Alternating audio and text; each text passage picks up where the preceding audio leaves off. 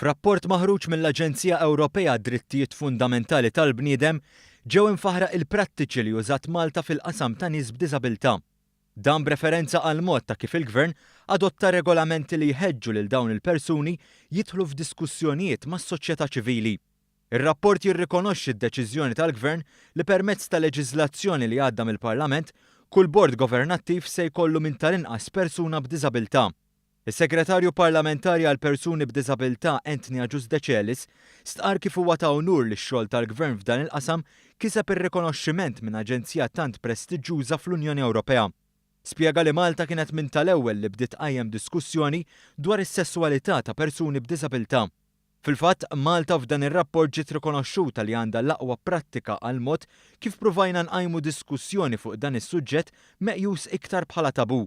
Dan ix-xogħol ġie mfaħħar minn aġenziji tant prestiġjużi fl-Unjoni Ewropea fejn jidħlu id-drittijiet fundamentali tal-bniedem. Dan ir-rapport faħħar it-tnedija ta' kumitat magħmul minn persuni b'diżabilità, familjari u rappreżentanti tagħhom kif ukoll esperti bilan li jiżviluppa l-ewwel politika nazzjonali fid-diżabilità f'Malta.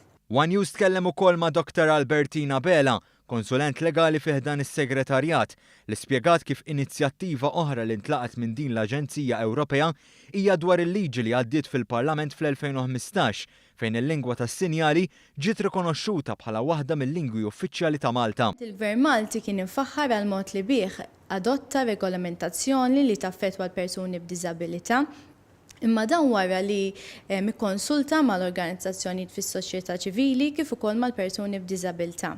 Il-Parlament Malti ġie msemmi kif adotta l-att dwar ir-rikonoxximent tal-lingwa Maltija tas-sinjali u kif bis-saħħa ta' dan l-att il-lingwa Maltija tas-sinjali ġiet rikonoxxuta bħala lingwa uffiċjali ta' Malta.